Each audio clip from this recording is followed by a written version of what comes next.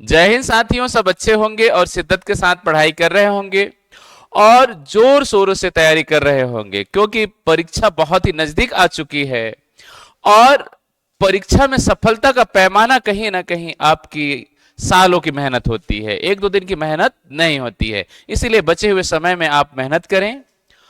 और जिसने भी हमारी पिछली क्लास को नहीं देखा है तो प्लेलिस्ट में जाकर देख लेंगे, ठीक है। हमारी जो वीडियो है उसको प्लेलिस्ट में जाकर देख लेंगे, उसके बाद इस वीडियो को देखेंगे तो आप सबको अच्छे से समझ में आएगी, ठीक है। आज हम लोग बहुत ही इंपॉर्टेंट टॉपिक पर डिस्कस करने वाले हैं, खास करके डायरेक्टिव प्रिंसिपल ऑफ स्टेट, राज्य के नीति निर्देशक तत्व, ठीक है। देखते हैं हम भारत के संविधान में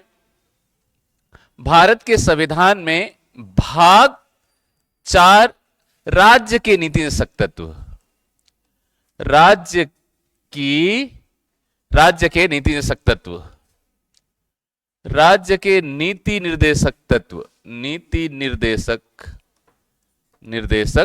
तत्व,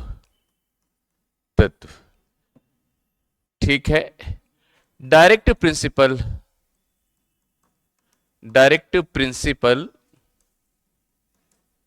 प्रिंसिपल ऑफ स्टेट,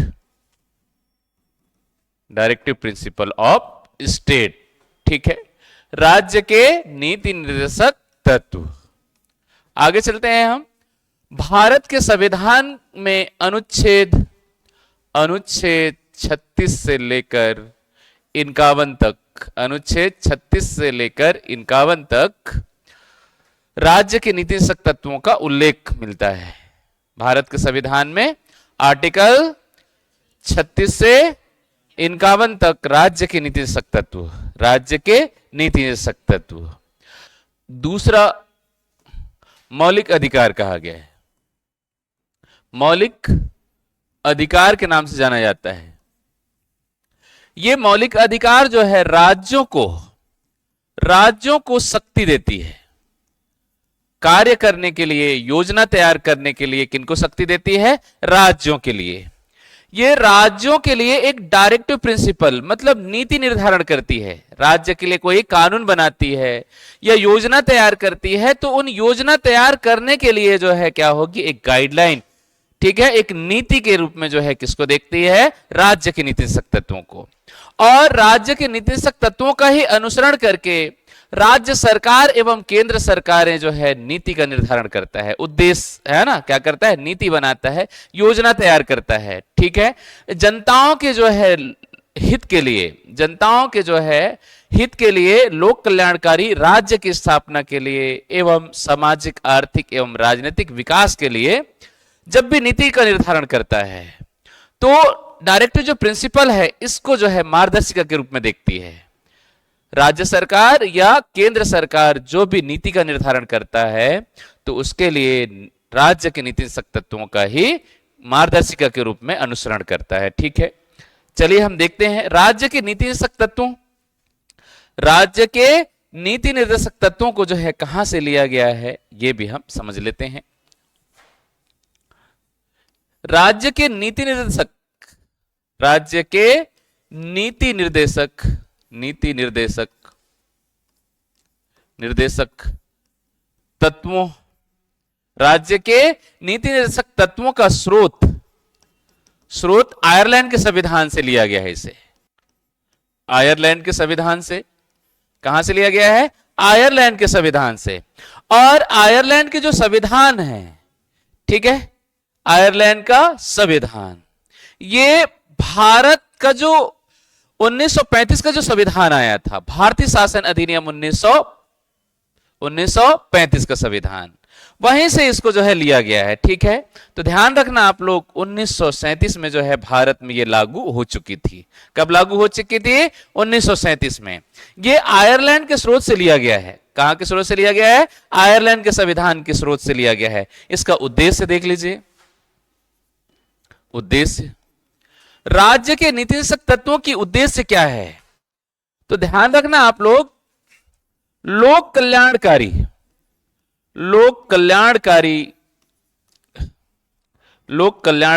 राज्यों की स्थापना, राज्यों की स्थापना जब भी राज्य सरकार एवं केंद्र सरकार कोई नीति का निर्धारण करता है, जब भी कोई योजना तैयार करता है, तो वो राज्य की नीति निदेशक तत्वों का ही अनुपालन करती है, अनुसरण करती है, ठीक है ना, या इन्हें जो है एक मार्गदर्शक के रूप में जो है देखती है, मार्गदर्शिका के रूप में, ठीक है। तो ध्यान रखना, राज्य की सरकार कोई योजना बनाती है, नीति निर्धारण करती है, तो उसके लिए एक आईना का कार्य करती है, एक दर्पण का कार्य करती है, ठीक है ना। तो ध्यान रखना आप लोग, लोक कल्याण, इनका जो प्रमुख उद्देश्य है, लोक कल्याणकारी राज्यों की स्थापना करना। किसकी स्थापना करना? लोक कल्याणकारी राज्यों की स्थापना करना। साथ ही साथ राज्यों में सामाजिक आर्थिक लोकतंत्र स्थापित करना, स्थापित करना, ठीक है। राज्यों में सामाजिक आर्थिक लोकतंत्र स्थापित करना, ठीक है।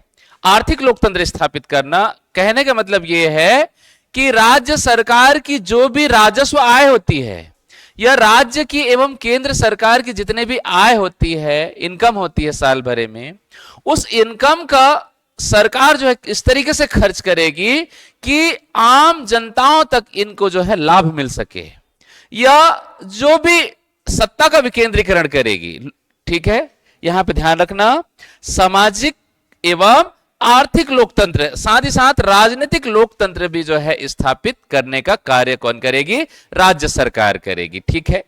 नेक्स्ट चलते हैं हम। राज्य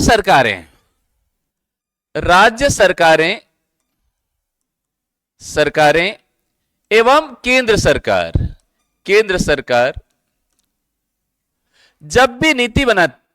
जब भी क्या करेगा? नीति बनाएगा, नीति निर्धारण या योजना तैयार करेगा, जनताओं के लिए योजना तैयार करेगा।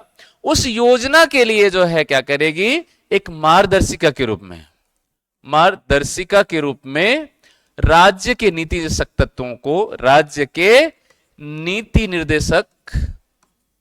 निर्देशक तत्वों का अनुसरण करेगी। वो अनुसरण, राज्य सरकार राज्य के नीति तत्वों का ही क्या करेगी? अनुसरण करेगी। किसके लिए? नीति निर्धारण के समय, कोई योजना बनाने के लिए, ठीक है।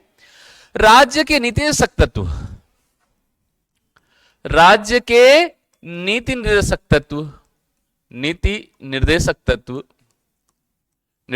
तत्व न्यायालय में वाद योग्य नहीं है, न्यायालय में वाद योग्य नहीं है, ठीक है।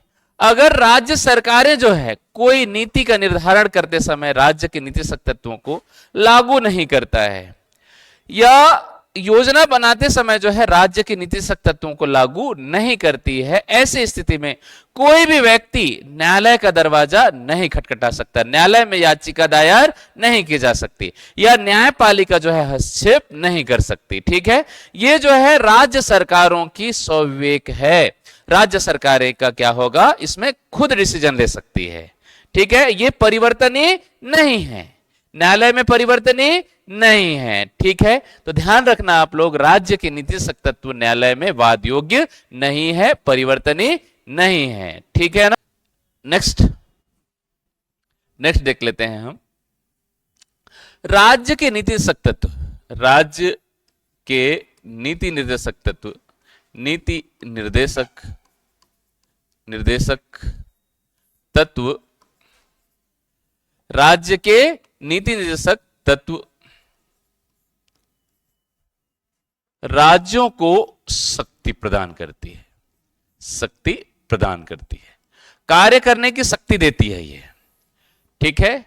राज्यों को स्वतंत्रता देती है, ठीक है, कार्य करने की असीमित शक्तियां देती है, ठीक है। जैसे मौलिक अधिकार को परिवर्तन करने के लिए न्यायालय का दरवाजा खटखटाया जा सकता था, न्यायालय में वाद योग्य था, न्यायालय में परिवर्तनीय था मौलिक अधिकार, ठीक है, कोई किसी का मौलिक अधिकार हनन होता है या किसी का मूल अधिकार बाधित होता है, ऐसी स्थिति में आप न्यायालय में जा सकते थे। लेकिन राज्य के नीतिशक तत्वों के संदर्भ में न्यायपालिका हस्तक्षेप नहीं कर सकती। ठीक है, इस मामले में जो है राज्यों को शक्तियां प्राप्त है, राज्यों को अधिकार प्राप्त है। ठीक है ना, क्या प्राप्त है? राज्यों का अधिकार प्राप्त है। तो ध्यान रखना आप लोग, राज्य के नीतिशक तत्वों का मुख्य उद्देश्य क्या है? लोक कल्याणकारी राज्यों की स्थापना करना। दूसरा जो मूल इनके जो उद्देश्य हैं, राज्यों में सामाजिक, आर्थिक एवं राजनीतिक लोकतंत्र स्थापित करना। सामाजिक, आर्थिक एवं राजनीतिक लोकतंत्र स्थापित करना। साथ ही साथ जो है इसमें ध्यान रखना आप लोग, साथ ही साथ ध्यान रखेंगे आप लोग, आर्टिकल जो 40 है, आर्टिकल जो 40 है, इसे जो है राम राज्य की संकल्पना बताया गया है। क्या बताया गया है? राम राज्य की संकल्पना, या महात्मा गांधी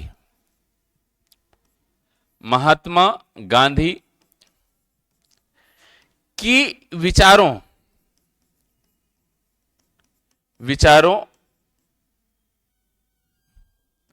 का क्या मिलता है इसमें? महात्मा गांधी के विचारों का समावेश मिलता है। ठीक है, आर्टिकल 40 में, जिसके अंतर्गत सभी लोगों की जो है भागीदारी सुनिश्चित करने की बात कही जाती है।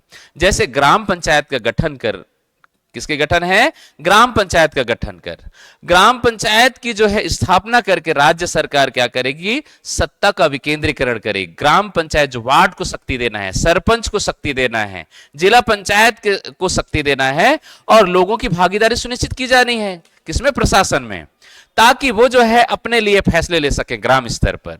ठीक है, तो ये महात्मा गांधी के विचारों का समावेश कहीं ना कहीं किसमें मिलता है? राज्य के नीतिशक तत्व में मिलते हैं, खास करके जो है आर्टिकल 40 में। ठीक है, तो आइए हम समझते हैं राज्य के नीतिशक तत्व। अनुच्छेद 36 से लेकर 51 तक राज्य के नीतिशक तत्वों को विस्तृत हम लोग समझने की कोशिश करते हैं। और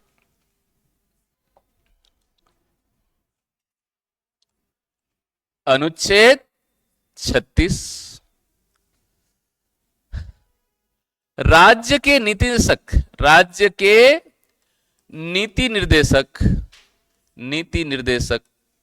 निर्देशक तत्वों के संदर्भ में राज्य की परिभाषा,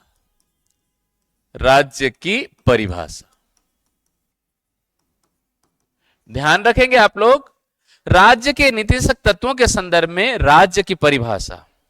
राज्य की परिभाषा वही परिभाषा है जो भाग 3 में आप लोगों ने पढ़ा, आर्टिकल 12 में आप लोगों ने पढ़ा है। ठीक है ना, राज्य की परिभाषा ऐसी संस्थाएं जो देश के लिए कानून बनाती है, जैसे संसद, राज्य की विधानसभा, ठीक है, राष्ट्रपति का आदेश, राज्यपाल के आदेश, किसके आदेश? राज्यपाल के आदेश, कलेक्टर के आदेश, एसडीएम के आदेश, ग्राम पंचायतें, ये सभी के सभी जो है देश के लिए कानून बनाते हैं, या ग्राम पंचायत ग्राम के लिए कानून बनाती है। तो वे सभी संस्थाएं जो अनुच्छेद 12 में या भाग 3 में जो है उल्लेखित जो राज्य हैं, वही परिभाषा जो है किसमें है? भाग 4 का अनुच्छेद 36 में है। ठीक है, जिसके अंतर्गत मैं कुछ मूल लिख दे रहा हूं। राज्य की परिभाषा के अंतर्गत जो है संसद होगी। क्या होगी भाई? संसद, जो देश के लिए कानून बनाती है। राज्य की विधानसभा, राज्य की विधानसभा, ठीक है, राज्य की विधानसभा। केंद्र सरकार आप लिख राज्य सरकार।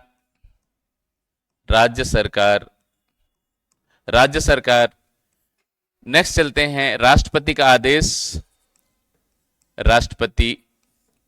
आप लिख राज्यपाल का आदेश, ठीक है, राज्यपाल का आदेश। ग्राम पंचायत का कानून, ठीक है, ग्राम पंचायत या कलेक्टर का कानून, कलेक्टर का आदेश, या तहसीलदार का आदेश, तहसीलदार का आदेश।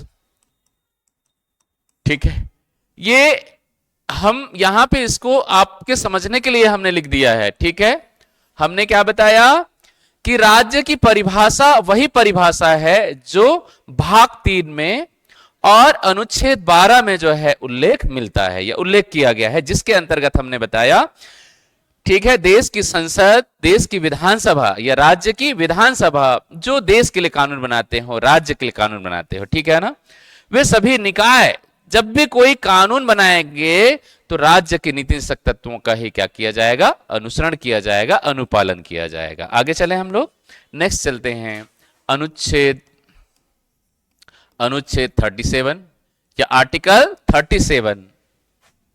देख लीजिए, राज्य के नीति तत्व, राज्य के नीति निर्देशक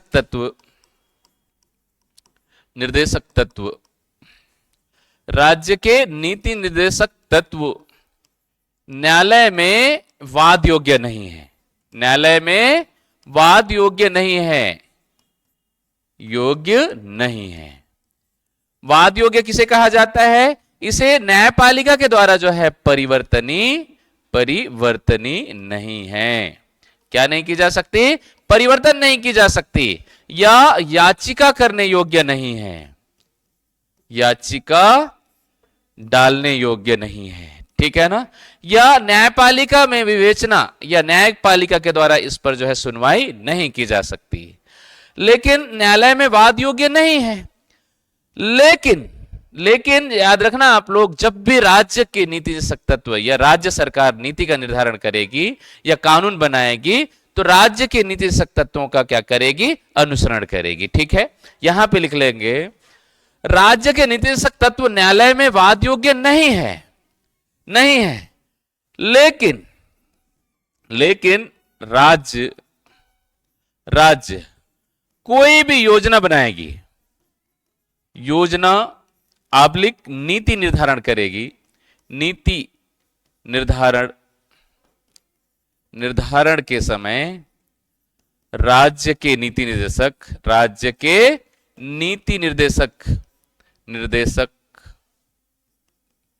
निर्देशक तत्वों का अनुपालन करेगी, अनुपालन आब्लिक लागू करेगी, लागू आब्लिक क्या करेगी? नीति निर्देशक के रूप में जो है इसका अनुसरण करेगी, अनुसरण करेगी। ठीक है, समझ? राज्य के नीति तत्व न्यायालय में वाद योग्य नहीं है, लेकिन जब भी राज्य सरकार या केंद्र सरकार या कोई ऐसी संस्था जो राज्य की परिभाषा में शामिल है, वो या कलेक्टर हो, चाहे एसडीएम हो या तहसीलदार हो या पटवारी हो या गांव की पंचायत हो, अगर कोई कानून निर्धारण करता है तो वो या योजना बनाता है तो योजना में राज्य के नीति तत्वों का ही अनुसरण करके करेगी। ठीक है, नीति निर्धारण करेगी तो वो राज्य के नीति तत्वों का ही अनुपालन करके करेगी। ठीक है, आगे चलते हैं हम, नेक्स्ट होगा अनुच्छेद 38।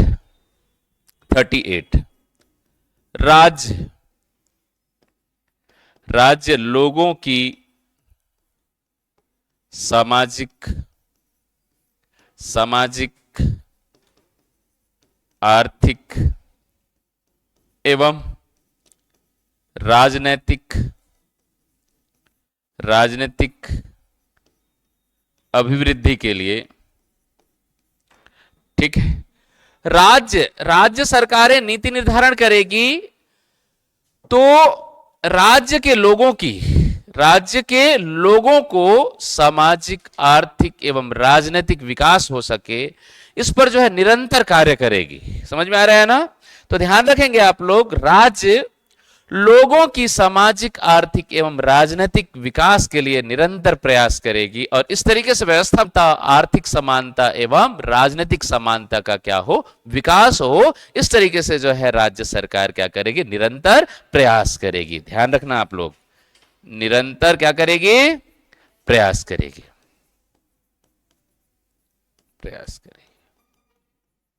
ठीक है, राज्य सरकार की परम दायित्व है, परम कर्तव्य है कि राज्य सरकार जो भी नीति निर्धारण करेगी, जो भी क्या बनाएगी, कानून बनाएगी, जो भी योजना बनाएगी, उसमें सामाजिक आर्थिक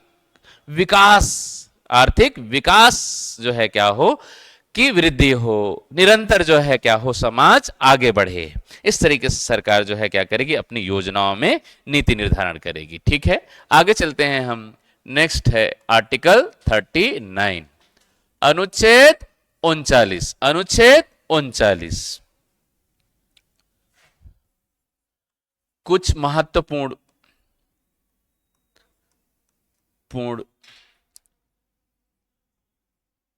अनुसरणी राज्य के नीति निर्देशक तत्व। ठीक है, कुछ महत्वपूर्ण अनुसरणी राज्य के नीति निर्देशक तत्व, क्या ना, कुछ इंपॉर्टेंट क्या है, राज्य के निर्देशक तत्व हैं जिन्हें नीति निर्धारण के समय राज्य सरकार को क्या करना होगा, अनुसरण करना होगा। जैसे यहां पे देखिए, ध्यान रखेंगे आप लोग, स्त्री पुरुष को जीविका के समान अवसर प्रदान किया जाएगा।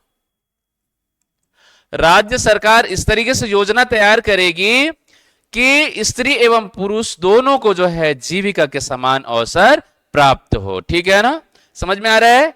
महिला है तो ये इनको काम नहीं मिलेगा, ऐसा नहीं है। ठीक है, आप लोग देखे होंगे रोजगार गारंटी के लिए नीति बनाती है सरकार, तो महिला एवं पुरुष दोनों को जो है जीविका के समान अवसर प्रदान की जाती है। ठीक है, समान अवसर दी जाती है। इसी आर्टिकल्स में ध्यान रखना आप लोग, स्त्री एवं पुरुषों को, स्त्री पुरुष को समान कार्य के लिए समान वेतन, समान कार्य के लिए समान वेतन, समान वेतन।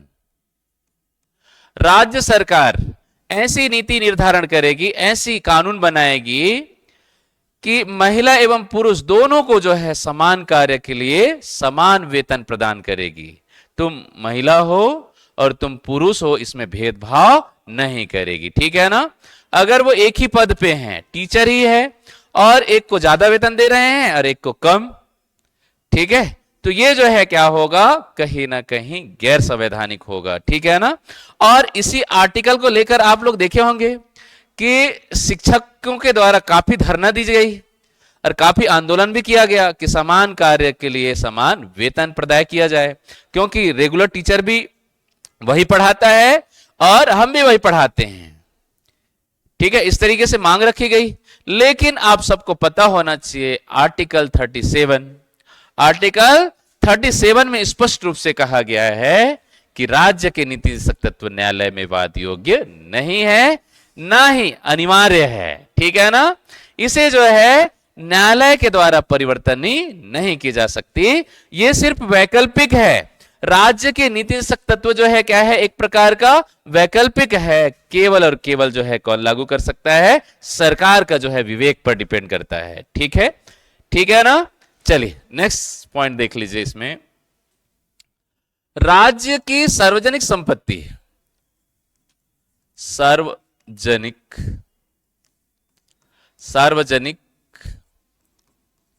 संपत्ति, राज्य की सार्वजनिक संपत्ति का विकेंद्रीकरण, ठीक है, समान रूप से करेगी। ठीक है, राज्य के सार्वजनिक संपत्ति का मतलब राजस्व आय का जो है एक ही व्यक्ति, एक ही पूंजीपति को बढ़ावा नहीं देगी सरकार। समझ में आ रहा है, इस तरीके से वितरण करेगी कि लोगों को जो है इसका अधिक से अधिक लाभ मिल सके, अंतिम व्यक्ति तक इनको जो है क्या मिल सके, लाभ हो सके। इस तरीके से सरकार जो है व्यवस्था करेगी। ठीक है, सरकार ऐसी व्यवस्था करेगी कि जो भी आय हो रहा है, जो भी राज्य की सरकार है, उसको जैसे अडानी अंबानी को ना देकर जो है जनताओं को वितरण करेगी। ठीक है, किसको वितरण करेगी? जनताओं में समान रूप से इसका जो है फायदा मिल सके, लाभ मिल सके, इस तरीके से व्यवस्था करेगी। नेक्स्ट, राज्य। राज्य राज्य जो है इस तरीके से माहौल बनाएगी, या राज्य सरकार जो है, राज्य सरकार जो है समाज में शांति, समाज में शांति एवं अनुकूल वातावरण, सरकार जो है समाज में शांति व्यवस्था कायम करेगी। ठीक है ना, ताकि जो है क्या हो, लोगों में जो है अनुकूल वातावरण हो। ठीक है, एवं बालकों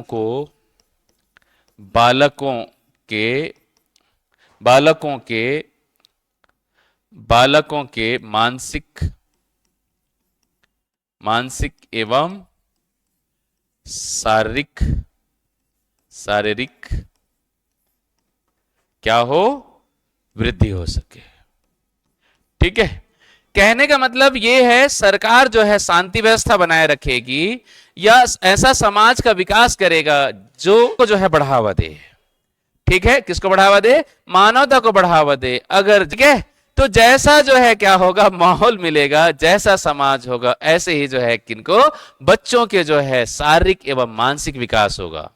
ठीक है ना, जो बालक है उनके जो मस्तिष्क का विकास भी जो है इसी तरीके से होगी जैसा क्या हो, वातावरण हो। इसीलिए हमेशा सरकार ऐसी व्यवस्था करेगी कि समाज जो है कैसा हो, अत्यधिक कुशल एवं शांति बना रहे। ठीक है, एवं सामाजिक अनुकरणीय हो। ठीक है ना, ऐसा नहीं कि दीवार पारा में जाकर जो है क्या हो, अगर बस जाओगे तो आपकी मेंटलिटी भी जो है क्या हो जाएगा, दीवार जैसा हो जाएगा। समझ रहे हैं ना, इसीलिए समाज ऐसा हो जहां पे जो है क्या हो, समाज शांति प्रिय हो एवं अनुकूलन वातावरण हो, ताकि बालकों पर जो है इनका मानसिक एवं शारीरिक जो है असर गलत ना पड़े। ठीक है, या अनुच्छेद 39 का, क्योंकि इसको बाद में जोड़ा गया। ठीक है ना,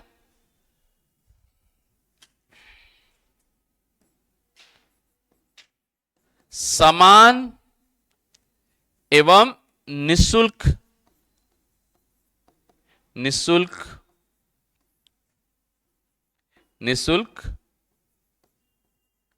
न्याय। ठीक है, समान एवं निशुल्क न्याय, समानता एवं निशुल्क न्याय। ठीक है, ध्यान रखेंगे आप लोग।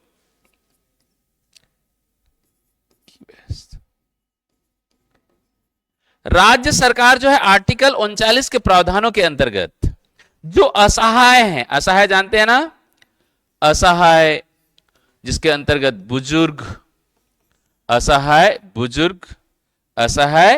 बुजुर्ग हो गया, या बच्चे हो गए, बच्चे। ठीक है ना, बुजुर्ग कहना ठीक नहीं है, बूढ़े जिनके कोई नहीं होते, असहाय जिनके कोई आगे पीछे नहीं होते और अनाथ होते हैं, ऐसे बच्चे जो निर्दोष हैं और कोई छोटी मोटी चोरी या गलती के कारण जो है उनको गिरफ्तार कर ली जाती है, समझ में आ रहा है ना, या जेलों में बंद कर दी जाती है, तो सरकार इनको, क्योंकि एक भी निर्दोष व्यक्ति जो है, एक भी निर्दोष व्यक्ति अगर दोषी ठहरा दिया जाता है, उनको सजा मिल जाती है, तो हमारी न्यायपालिका जो है क्या होगी, उनकी जो न्याय है ना, न्याय का अपमान होगा। इसीलिए सरकार जो है निःशुल्क एवं क्या करेगी भाई, समान न्याय प्रदान करेगी। ठीक है ना, समझ में आ रहा है, ताकि एक भी निर्दोष व्यक्ति को सजा ना मिल जाए, सजा ना प्राप्त हो जाए। ठीक है, अगर सजा मिल गया तो जो क्या होगा भाई,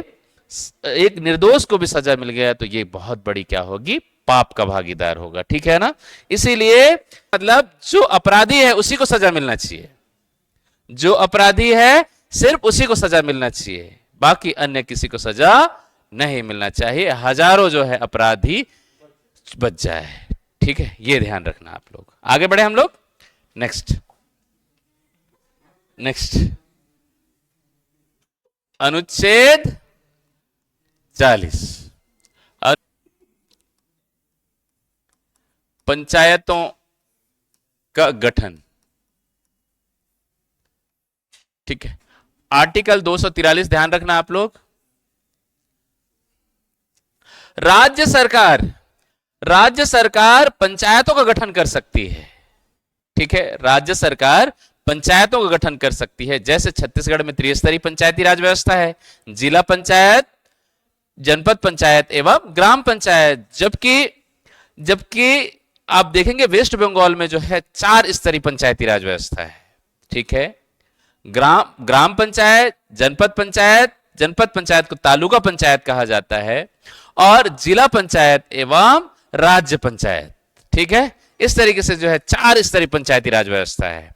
कई जगह पे जो है 2 ही पंचायती राज व्यवस्था है, ग्राम एवं जिला। ठीक है ना, कई राज्यों में जो है 2 ही पंचायती राज व्यवस्था है, मंडल पंचायत एवं जिला पंचायत। ये इस तरीके से जो है स्ट्रक्चर को राज्य सरकार निर्धारित करती है, क्योंकि ये राज्य सूची का विषय है। और पंचायती राज व्यवस्था क्या होगा, पंचायती राज व्यवस्था लागू करेगी या नहीं करेगी, ये राज्य का विषय है। ठीक है, किसका विषय है, राज्य का विषय है। और याद रखना आप लोग, पंचायतों का गठन करके लोगों की भागीदारी सुनिश्चित की जाती है। भागीदारी, ठीक है ना, लोगों की भागीदारी, साथ ही सत्ता का विकेंद्रीकरण।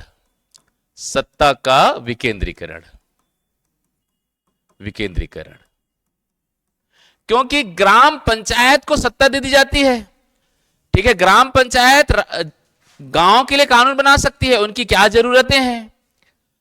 ठीक है, तालाब नहर किसका जो है, डोली को जो है क्या करना है, समतलीकरण करना। डोली जानते हैं, खेत का समतलीकरण हो या तालाब का गहरीकरण हो, ये जो है मुख्यमंत्री थोड़ी तय करेगा।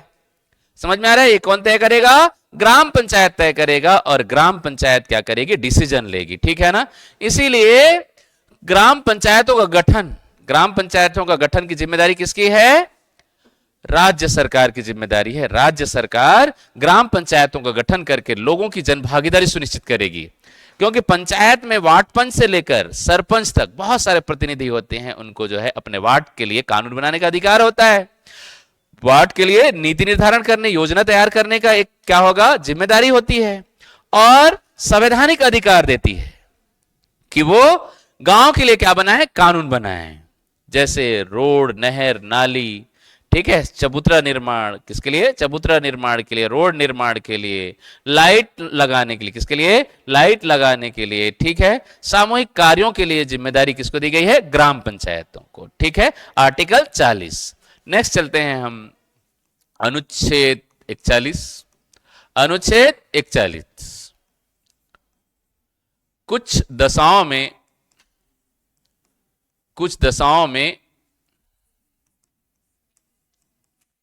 काम,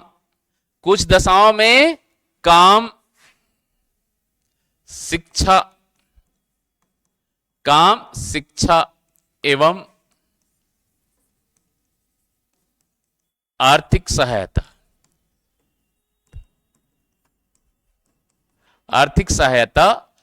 प्राप्त करने का क्या होगा, प्राप्त करने का अधिकार होगा, ठीक है। तो याद रखना आप लोग, कुछ सामाजिक दशाओं में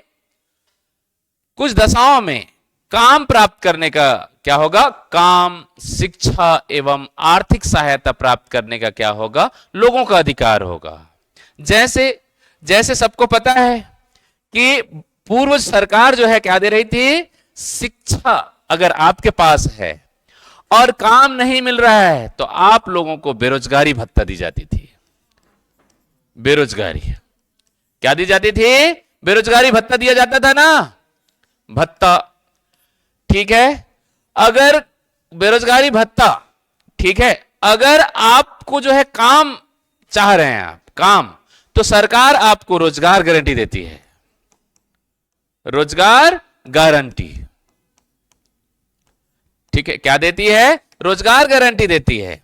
अगर रोजगार 8 किलोमीटर के अंदर आपको देने में सक्षम नहीं है राज्य सरकार, ठीक है, अगर आप काम मांगते हैं, ठीक है, राइट टू वर्क, सुने हैं ना, राइट टू वर्क, और इस राइट टू वर्क के अंतर्गत जो है आपने काम मांगा और काम जो है 15 दिनों के अंदर सरकार प्रोवाइड नहीं कर पाई 8 किलोमीटर के अंदर, ऐसी स्थिति में आपको क्या देगी?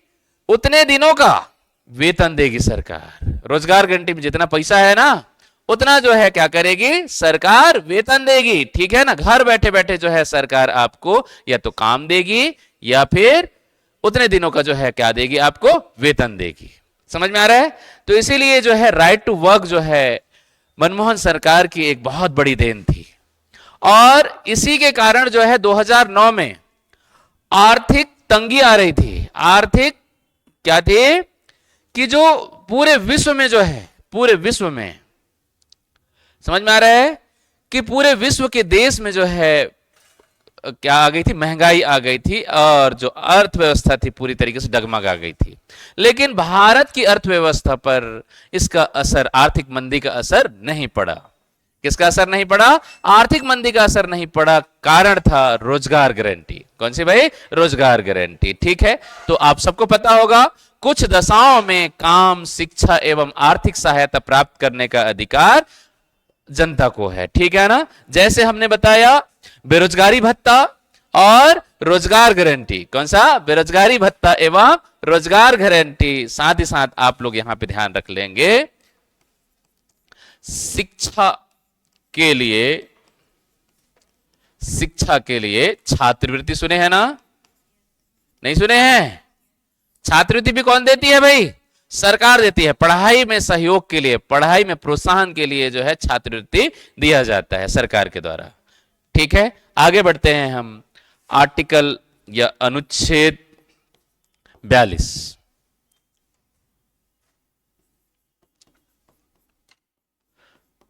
अनुच्छेद 42 मानवोचित दशाओं में, मानवोचित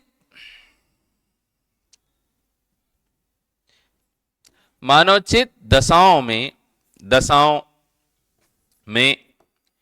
एवं मानवोचित दशाओं, किसमें भाई? मानवोचित दशाओं में सहायता, मानवोचित दशाओं में सहायता और मातृत्व अवकाश,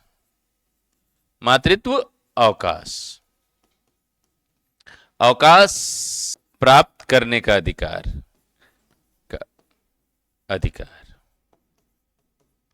ठीक है, ध्यान रखना आप लोग। मानवोचित दशा एवं शारीरिक दशा याद रखना। अगर मान के चलो निकेत जो है क्या है, कहीं पे कलेक्टर का जॉब कर रहा है और गाड़ी में एक्सीडेंट हो गया। ठीक है, क्या हो गया? गाड़ी में एक्सीडेंट हो गया, और एक्सीडेंट के बाद जो है पैर टूट गया, और सरकार तो कह रही है ना आओगे तभी काम मिलेगी या पैसा मिलेगा। तो सरकार जो है जब तक इलाज होते तक उनको सहायता प्रदान करेगी, वेतन जारी करता रहेगा। ठीक है ना, साथ ही साथ जो है आर्थिक मदद करेगी। तो याद रखना ये मानवोचित दशा है कि नहीं है? मानवोचित दशाओं में लोगों को जो है आर्थिक सहायता प्राप्त करने का अधिकार होगा। साथ ही साथ महिलाओं को, किसको भाई? महिलाओं को जब गर्भवती होते हैं उस समय, क्योंकि शारीरिक दशा ऐसी होती है, और शारीरिक दशाओं में जो है 6 महीने तक क्या होगी? वेतन आहरण करने, ठीक है, छुट्टी प्राप्त होगी। साथ ही साथ जो है क्या होगा? उनका वेतनों के साथ में। ठीक है ना, समझ में आ रहा है? साथ ही साथ आर्थिक सहायता भी दिया जाता है सरकार के द्वारा। आप सबको पता होगा कि इसी आर्टिकल के प्रावधानों के अंतर्गत जो है राज्य सरकार डिलीवरी के बाद जो है 5,000 डालती है।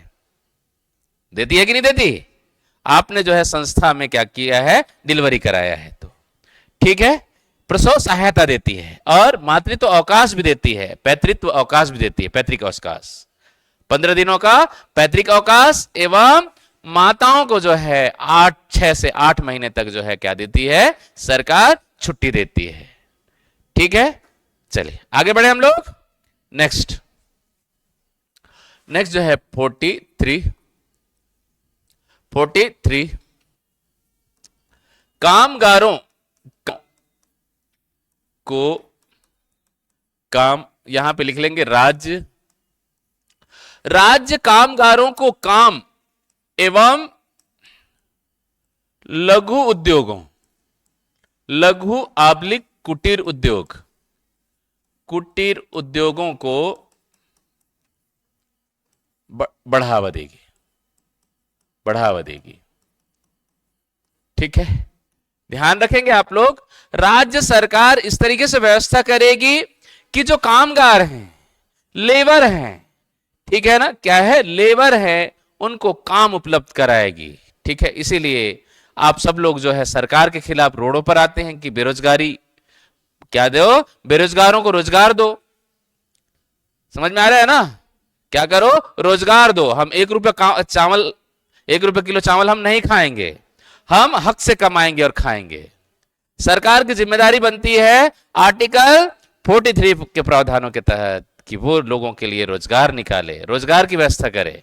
समझ में आ रहा है, कामगारों के लिए रोजगार की व्यवस्था करे और कुटीर उद्योगों को बढ़ावा दे ताकि अधिक से अधिक लोगों को रोजगार मिल सके। समझ में आ रहा है, कुटीर उद्योग, छोटे जो उद्योग हैं, उन उद्योगों को बढ़ावा दे ताकि जो है लोगों को अधिक से अधिक रोजगार मिल सके। ठीक है, आगे बढ़े हम लोग। नेक्स्ट चलते हैं 43 का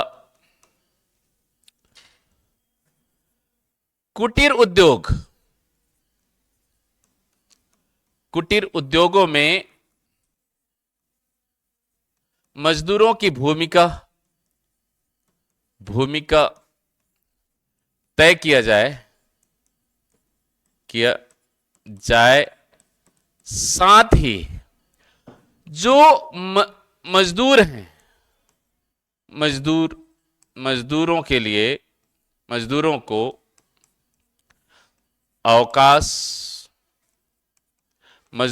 अवकाश एवं अवकाश के नियम, साथ ही साथ जो है भविष्य निधि और जोखिम भत्ता। किसके लिए, भविष्य निधि लिख लेंगे आप लोग, भविष्य निधि एवं जोखिम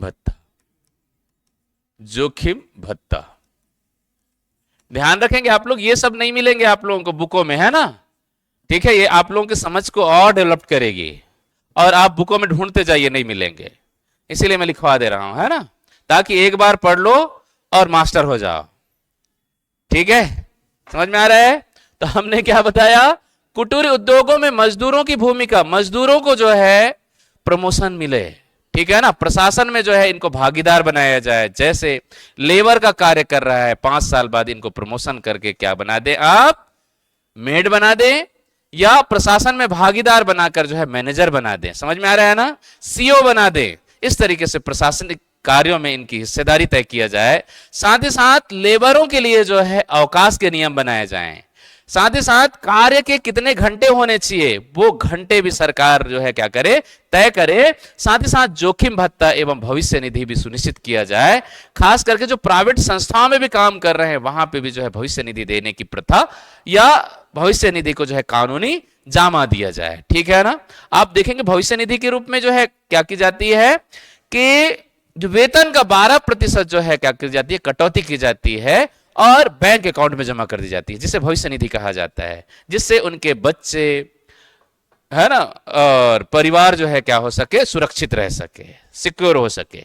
आगे बढ़े हम लोग, नेक्स्ट चलते हैं हम आर्टिकल, ये कब जोड़ा गया बता दूं ना मैं, कब जोड़ा गया, तो ध्यान रखना आप लोग, 42वां संविधान संशोधन, 42वां संविधान संशोधन 1976 को।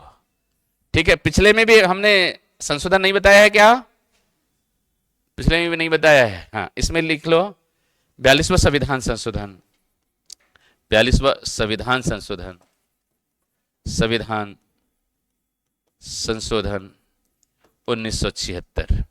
ये इंदिरा गांधी की सरकार में, इंदिरा गांधी की सरकार में जो है इन पर संशोधन किए गए, सुधार किए गए। ठीक है, चलिए आगे बढ़े हम लोग। नेक्स्ट इधर देखिए, मजदूरों को अवकाश नियम, भविष्य निधि, जोखिम भत्ता आदि देने की ठीक है, किस संविधान संशोधन के द्वारा? 42वां संविधान संशोधन 1974 के द्वारा इसे जोड़ा गया। ठीक है, आगे चलते हैं 43 ख। 43 ख सहकारी समिति। सहकारी समिति,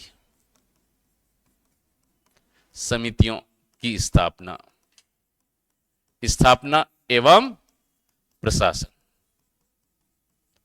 ठीक है, ध्यान रखना आप लोग, आर्टिकल 43 ख जिसके अंतर्गत सहकारी समिति, सहकारी समितियों को शक्ति दिया जाए।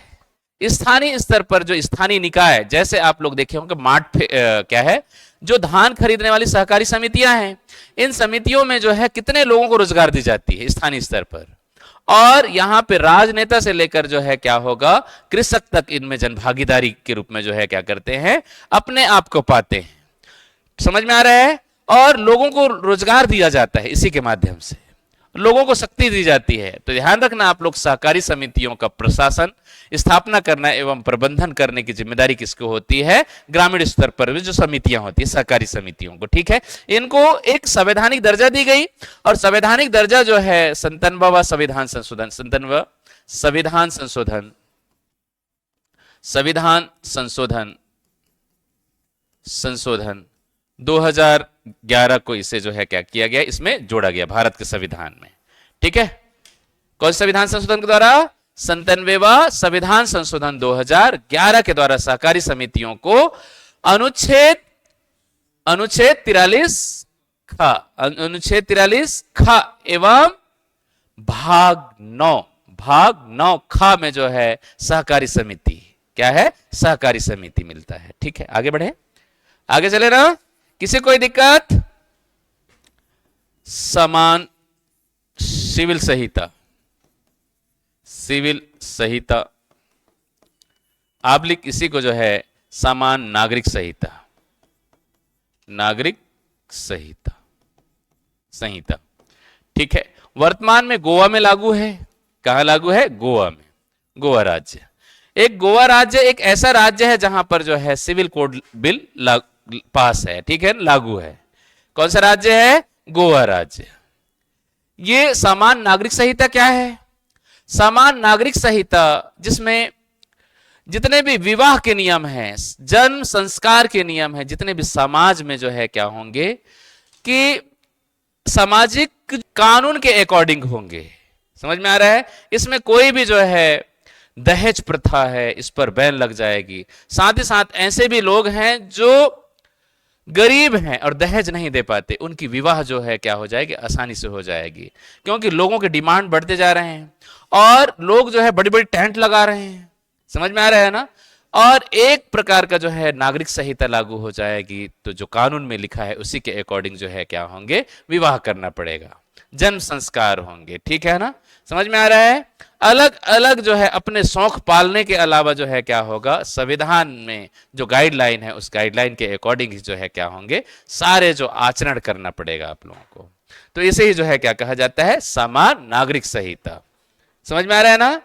समान नागरिक संहिता वर्तमान में किस राज्य में लागू है? गोवा राज्य में लागू है। समान नागरिक संहिता लागू होने पर खास करके जो 5वीं अनुसूची जहां पे लागू है, उन राज्यों में समान नागरिक संहिता लागू नहीं की जा सकती, क्योंकि 5वीं अनुसूची वाले जो राज्य हैं वहां पे उनकी पृथक स्टेटस है, अलग ही संस्कृति है, अलग ही कल्चर है, अलग ही सभ्यता है। ठीक है ना? जनजातियों की, तो उनको ध्यान में रखकर जो है नागरिक संहिता लागू की जाएगी। गोवा जनरली जो है क्या है, पाश्चात्य संस्कृति वाला राज्य है, सबसे ज्यादा शहरीकृत राज्य है, इसीलिए वहां पे ये नीति लागू करने में सरकार को कोई दिक्कतें नहीं हुई। लेकिन अन्य राज्यों में अगर लागू करती है तो कहीं ना कहीं अन्य जो संविधान है वो बाधित हो सकता है। ठीक है, इसीलिए आसान भी नहीं है। आगे चले हम लोग, नेक्स्ट चलते हैं आर्टिकल 55 अनुच्छेद 45। 6 वर्ष, 0 से 6 वर्ष के बच्चों को निशुल्क निशुल्क शिक्षा निशुल्क शिक्षा शिक्षा एवं पोषण। ठीक है, निशुल्क शिक्षा एवं पोषण। राज्य सरकार ऐसी व्यवस्था करेगी कि 5 वर्ष से कम, आप देखेंगे कि इसी आर्टिकल के प्रावधानों के अंतर्गत राज्य सरकार और केंद्र सरकार जननी सुरक्षा योजना लेकर आ रही है, ताकि बच्चे को हम पेट में रहते ही संरक्षित कर सके। ठीक है ना, और तंदुरुस्त पैदा हो। ठीक है, क्योंकि गरीब होते हैं लोग जो है गांव में, आप देखेंगे क्या होगी, गरीब भी होते हैं जो अपने 2 वक्त की रोटी भी जुटा नहीं पाते हैं। इसीलिए सरकार आर्टिकल 45 के प्रावधानों के अंतर्गत राज्य सरकारों को जिम्मेदारी दी गई है कि राज्य सरकार 6 से कम आयु वर्ग के जो बच्चे हैं उनको जो है क्या करे, पोषण आहार प्रदान करें, साथ ही साथ जो है उनको निशुल्क एवं अनिवार्य शिक्षा की व्यवस्था करेगी। ठीक है, समझ में आ रहा है? तो ध्यान रखेंगे आप लोग, 86वां संविधान संशोधन, 86वां संविधान संशोधन, संविधान संशोधन 2002 के द्वारा जो है शिक्षा के अधिकार कानून को संविधान के रूप में जो है क्या किया गया है, अपनाया गया है। ठीक है ना, और आर्टिकल जो 45 है, आर्टिकल 45 में भी 86वां संविधान संशोधन 2002 के द्वारा 6 वर्ष से कम आयु के जो बच्चे हैं इनको निशुल्क एवं अनिवार्य शिक्षा प्रदान किया जाएगा। ठीक है, जैसे आप लोग देखे होंगे गर्भवती माताओं को 2 किलो क्या मिलती है, ऑयल मिलती है, पोषण आहार मिलता है, किसमें, आंगनवाड़ी केंद्रों में। ठीक है, चले हम लोग 46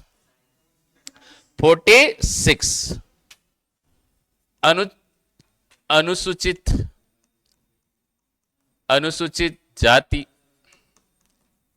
अनुसूचित जाति, अनुसूचित जनजाति, अनुसूचित जाति, अनुसूचित जनजाति एवं अन्य जो पिछड़े वर्ग, पिछड़े वर्गों के संवर्धन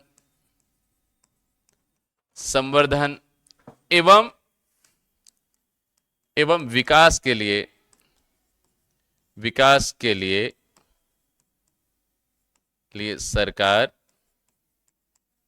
सरकार निरंतर प्रयास करेगी भाई, निरंतर प्रयास। ठीक है, निरंतर प्रयास। सरकार जो है ऐसी नीति बनाएगी, इस तरीके से योजना तैयार करेगी कि अनुसूचित जाति, अनुसूचित जनजाति एवं दलित वर्ग एवं पिछड़े वर्ग, आर्थिक रूप से जो पिछड़े वर्ग हैं, किनको, आर्थिक रूप से, ध्यान रखना आप लोग, आर्थिक रूप से जो पिछड़े वर्ग हैं उनके संवर्धन के लिए, उनके विकास के लिए ऐसी योजना तैयार करेगी कि इनको अधिक से अधिक उसका लाभ प्राप्त हो सके। ठीक है, जैसे आरक्षण का प्रावधान करती है सरकार, किसका प्रावधान करती है, आरक्षण देती है। ठीक है, एसटी, एससी एवं अन्य जो पिछड़ा वर्ग हैं, आर्थिक रूप से पिछड़े हैं, उनको जो है सरकार हमेशा क्या करती है, मदद करती है। जैसे वो घर बनाने के लिए सक्षम नहीं है तो प्रधानमंत्री आवास योजना, ठीक है, या इंदिरा आवास योजना, ठीक है, 1 रुपया किलो चावल, 2 रुपया किलो चावल आदि सब सरकार प्रोवाइड करती है। ठीक है, प्रोवाइड करती है कि नहीं करती है? ठीक, आगे बढ़ते हैं। आर्टिकल 47, अनुच्छेद 47, अनुच्छेद 47 जीवन स्तर में सुधार, जीवन स्तर में सुधार।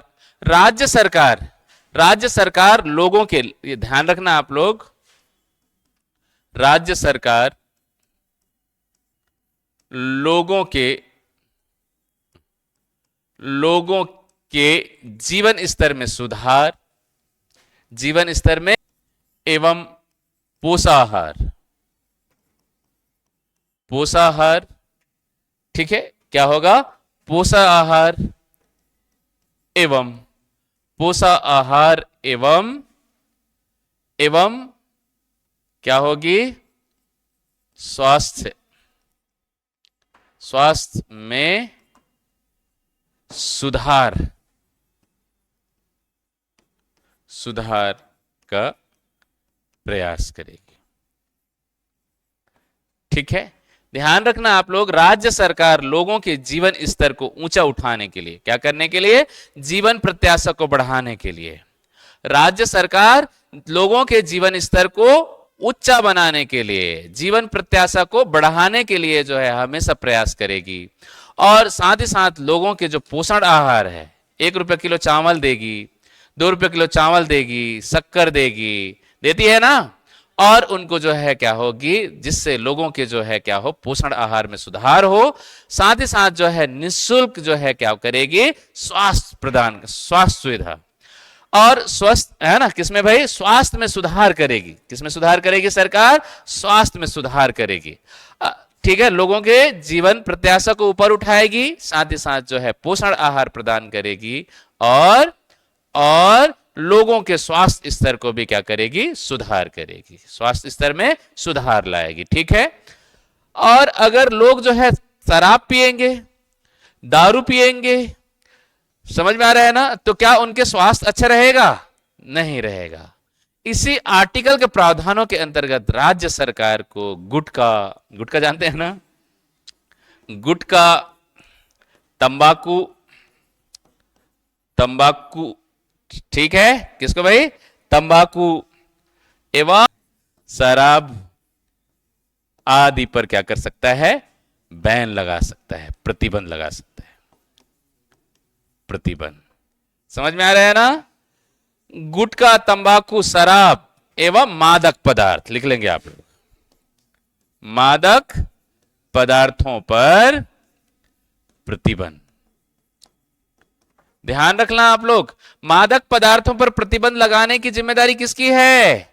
राज्य सरकारों की है। गुटखा, गुटखा पर 2015 से बैन है छत्तीसगढ़ में, समझ में आ रहा है, लेकिन हर बाजार, हर मार्केट में मिल जाती है, क्योंकि 28% जीएसटी गुटखा पर है। तंबाकू पर जो है, तंबाकू गुटखा से बने हुए प्रोडक्ट पर जो है 28% क्या है? जीएसटी। और सबसे अधिक उपयोग जो है गरीब वर्ग कर रहा है, पिछड़ा वर्ग कर रहा है, जो छपरी टाइप के लोग कर रहे हैं। समझ में आ रहा है? ठीक है, आप देखेंगे कि उनके दांत जो है ऐसे रचे होते हैं। ठीक है, रचे होते हैं कि नहीं होते हैं? रचे होते हैं ना। तो ध्यान रखना आप लोग, सरकार की जिम्मेदारी है, राज्य सरकार की जिम्मेदारी है कि गुटखा, तंबाकू, शराब आदि पर प्रतिबंध लगा सकता है। ठीक है, और छत्तीसगढ़ सरकार में बैन है, ये बैन है ना प्लास्टिक वाली चीजें, क्योंकि कैंसर को बढ़ावा देती है। आगे बढ़ते हैं, अनुच्छेद 48, आर्टिकल 48, आर्टिकल, ध्यान रखेंगे आप लोग, आर्टिकल 48 क्या है?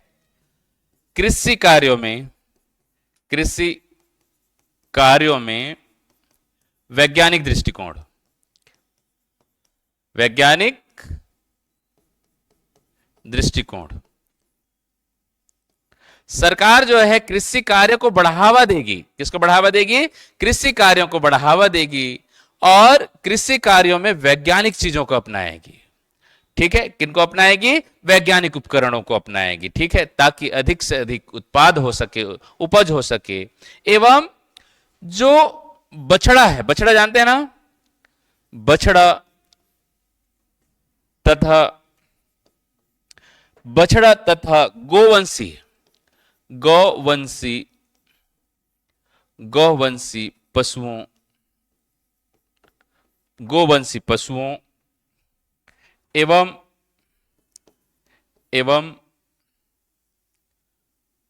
दुधारू, दुधारू जानते हैं ना, दुधारू पशुओं को, या उच्च नस्ल लिख सकते हैं आप लोग, उच्च नस्लों की पशुओं, पशुओं को क्या करेगी? बढ़ावा, या उच्च नस्लों की पशुओं को प्रोत्साहन देगी। राज्य सरकारें कृषि में राज्य सरकारें कृषि में वैज्ञानिक दृष्टिकोण अपनाएगी, ठीक है, जिससे जिससे जो गाय हैं, बैल हैं, इन पर खेती की जाती है, ये खेती।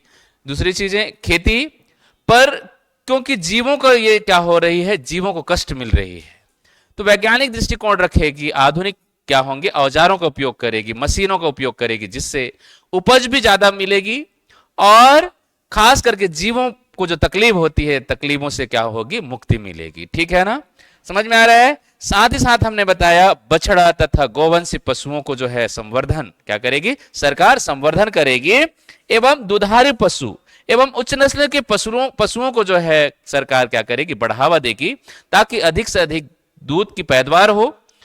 ठीक है, किसकी पैदावार हो, दूध की पैदावार हो, और दूध पीने से लोग जो है क्या हो, हष्ट पुष्ट भी हो, स्वास्थ्य में लाभ आए। इसमें चलिए इसी में ध्यान रखना आप लोग, गोवंशी पशुओं की हत्या पर रोक लगा सकती है। ठीक है, जितने भी दुधारू पशु हैं, गोवंशी पशु हैं, गायों पर हत्या पर रोक इसी आर्टिकल के प्रावधानों के अंतर्गत।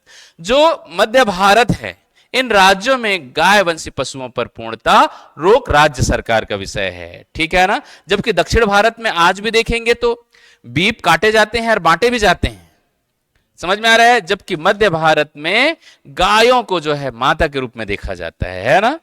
ठीक है, तो ध्यान रखेंगे आप लोग, हमने क्या बताया, गौवंशी पशुओं की हत्या पर रोक लगा सकती है, रोक लगा सकती है। ठीक है, सरकार क्या लगा सकती है, रोक लगा सकती है। किस पर रोक लगा सकती है, गोवंशी पशुओं पर रोक, हत्या पर रोक। ठीक है, चलिए आगे बढ़े हम लोग, नेक्स्ट चलते हैं का 48 का देख लीजिए, 48 का 48 क्या है, 48 का 42वां संविधान संशोधन 1976 को, 42वां संविधान संशोधन 1976 को प्राकृतिक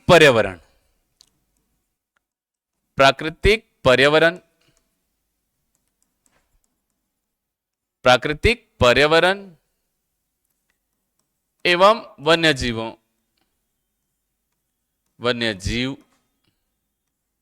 वन्यजीवों की सुरक्षा। राज्य सरकार प्राकृतिक पर्यावरण जैसे झील, सुने हैं ना, नदी पर्वत,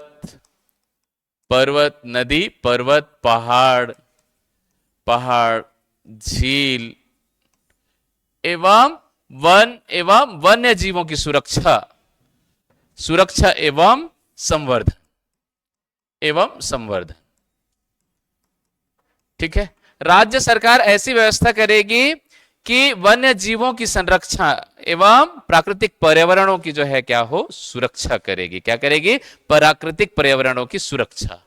ठीक है, ये ध्यान रखना आप लोग, 42वां संविधान संशोधन 1976 को इसे जो है भारत के संविधान में आर्टिकल 48 का में शामिल किया गया है। 48 किसमें, 48 का में। नेक्स्ट अनुच्छेद 49।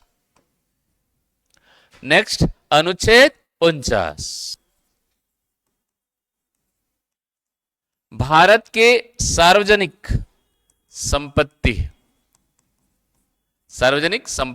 एवं जो है क्या रहा, धरोहर जो ने सुने हैं ना, सांस्कृतिक धरोहर, इमारतें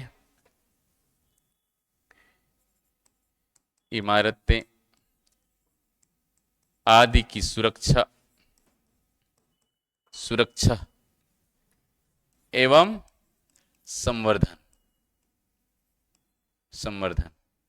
राज्य जो है, राज्य सार्वजनिक संपत्ति संस्था एवं जो सांस्कृतिक धरोहर है, इमारतें हैं, इनकी क्या करेगी, सुरक्षा करेगी। जैसे भोरमदेव, सुने हैं ना, भोरमदेव क्या है, सांस्कृतिक धरोहर है, पुरातात्विक धरोहर है ना, इस धरोहर को जो है संजो कर रखेगी। क्या करके रखेगी? संजो के रखेगी। साथ ही साथ इनकी संवर्धन करेगी। क्या करेगी? संवर्धन करेगी। ठीक है, आगे चले हम लोग, नेक्स्ट चलते हैं अनुच्छेद 50। अनुच्छेद 50, सरकार राज्य की कार्यपालिका एवं न्यायपालिका को पृथक रखेगी। सरकार इस तरीके से व्यवस्था करेगी कि जो न्यायपालिका है, क्योंकि लोगों का जो भरोसा है वो न्यायपालिका पर होती है, और लोगों को सही या गलत देने का जो फैसला है वो कौन करती है? न्यायपालिका करती है। ठीक है ना, लोगों को सजा देने का और सही रास्ते पे लाने का कार्य कौन करता है? न्यायपालिका का कार्य है। ठीक है, और सरकार कभी भी न्यायपालिका एवं क्या होगी? न्यायपालिका एवं कार्यपालिका दोनों को जो है अलग अलग रखेगी, ताकि जो है क्या हो? न्यायपालिका पर भी लोगों का भरोसा बना रहे एवं कार्यपालिका पर भी लोगों का भरोसा बना रहे। ठीक है, न्यायपालिका पर राजनीतिक किसी प्रकार से हस्तक्षेप ना हो। ठीक है, इसीलिए दोनों को जो है क्या रखना है?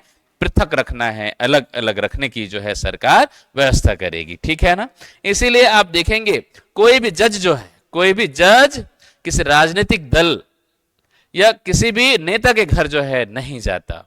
ठीक है ना, फोटो नहीं खिंचाता, रोडों पर चाय नहीं पीता। ठीक है, समझ में आ रहा है? क्योंकि न्यायपालिका जो है क्या है? एक निष्पक्ष न्यायपालिका होता है। अगर राजनीतिक हस्तक्षेप हो गया तो उनके फैसलों पर इसका असर पड़ेगा। ठीक है, इसी है अनुच्छेद 51। अनुच्छेद 51 अंतरराष्ट्रीय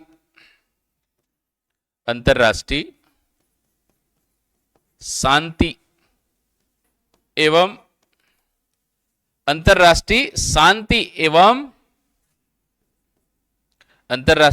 एवं सौहार्द, ठीक है, बनाए रखेगी। राज्य सरकार जो है अंतरराष्ट्रीय शांति एवं जो अंतरराष्ट्रीय जो समझौते हैं, उन समझौतों को जो है क्या करेगी? सरकार बढ़ावा देगी। ठीक है, जैसे कोई विदेशी महिला या पुरुष जो है विदेशों से भारत घूमने आया हुआ है, वो किसी भी राज्य में घूम सकता है, बताकर तो नहीं आएगा कि छत्तीसगढ़ में घूमूंगा कि उत्तर प्रदेश में घूमूंगा। उनकी कोई सीमाएं नहीं होती। ऐसी स्थिति में राज्य की जिम्मेदारी है कि अंतरराष्ट्रीय शांति को बनाए रखे। साथ ही साथ जो है अंतरराष्ट्रीय जो समझौते हैं, खास करके आप देखे होंगे बहुत सारे राज्यों की सीमा जो है क्या होंगी? अंतरराष्ट्रीय सीमाओं से लगी हुई है। हम बांग्लादेश के साथ भी हमारी सीमा साझा करते हैं, हम नेपाल के साथ भी सीमा साझा करते हैं। ठीक है, तो वहां पे जो है क्या हो सकता है? अगर राज्य जो है अंतरराष्ट्रीय शांति को बनाए रखने का जो है निरंतर प्रयास करेगी। ठीक है, जिससे कि जो है हमारी छवि जो है पूरे अंतरराष्ट्रीय स्तर पर अच्छी हो। ठीक है, तो ध्यान रखना आप लोग, अंतरराष्ट्रीय शांति को बनाए रखने की कोशिश करेगी। साथ ही साथ जो है क्या होगी? सौहार्द एवं अंतरराष्ट्रीय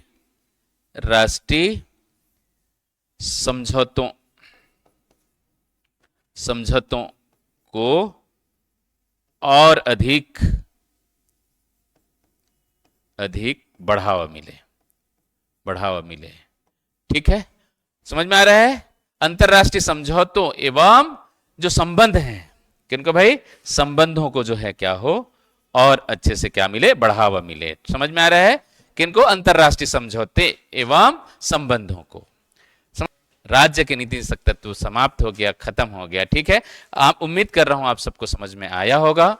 ठीक है, एक पॉइंट और बच गया है जिसको आप लोगों को समझने की आवश्यकता है। इसमें जो है गांधीवादी विचारों का भी जो है क्या मिलता है? समावेश मिलता है। उदारवादी एवं समाजवादी विचारों का जो है क्या मिलता है? इसमें उल्लेख किया गया है। ठीक है ना, तो ध्यान रखेंगे आप लोग। अनुच्छेद 40, 43 अनुच्छेद 40 43 43 ख 43 ख 43 ख 45 कौन सी 45 46 45 नहीं है 46 47 तो ध्यान रखना आप लोग आर्टिकल 40 43 आर्टिकल 40 43 43 ख और 46 और 47 ये जो है किस कौन सी विचारधारा वाले हैं गांधीवादी विचारधारा से प्रेरित हैं किससे प्रेरित हैं गांधीवादी विचारधारा ठीक है उदारवादी यहां पे ध्यान रखेंगे आप लोग उदारवादी सोच कौन सा सोच उदारवादी सोच पहले समाजवादी देख लेते हैं हम लोग समाजवादी आर्टिकल 38 सुने हैं ना 38 सबको पता है ना 38 39 41 41 कौन सी 41 42 42 43 43 का 43 का ठीक यहां तक ध्यान रखेंगे आप लोग ये सब जो है कौन सा वादी है समाजवादी कौन सी सोच समाजवादी सोच जबकि उदारवादी आप देखेंगे उदारवादी 44 कौन सा 44 45 46 48 49 40 सॉरी 50 50 कौन सा 50 और 51 तो इस तरीके से ध्यान रखना आप लोग महात्मा गांधी कौन सा महात्मा गांधी के विचारों का समावेश और उदारवादी उदारवादी का मतलब क्या होता है कि लोगों के दया भाव उदारता ठीक है ना क्या उदारता जैसे क्या होगी समान सिविल संहिता उदारता है कि नहीं है ठीक है ऐसी जो है समाजवादी सिद्धांत कि लोगों के जो है सामाजिक आर्थिक अभिवृद्धि के लिए जो है क्या की गई है इसमें व्यवस्था की गई है ठीक है तो ठीक है आज की क्लास यहीं तक थैंक यू सो मच